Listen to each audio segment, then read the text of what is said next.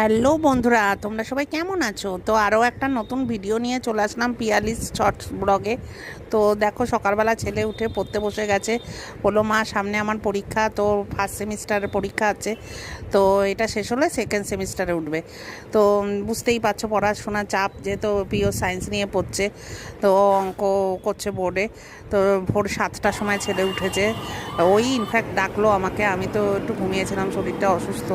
তো তারপরে সকালবেলা উঠে রান্না বান্না করলাম। দেখো, লাল শাক ভাজা, কী রান্না করেছি, আলু ভাজা, ঢেঁড়স ভাজা, পটল ভাজা, ছোলা ভাজা, তারপরে আমের ডাল, আমের চাটনি, বেলে মাছের ঝোল, অনেক পদ আজকে রান্না হয়ে গেছে। মা কিছু করছে, আমি কিছু করেছি।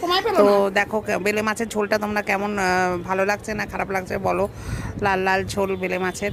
তো কেমন, আজকে বৃহস্পতিবার, চান টান করে তারপরে দেখো ঠাকুরের সামনে চলে এসেছি, ঠাকুর পুজো করছি।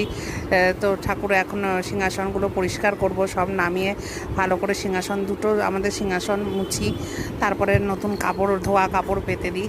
তো তারপরে ঠাকুরের জামা কাপড়গুলো ধুয়ে দিই, চেঞ্জ করি। তো এখন রেডি চলছে।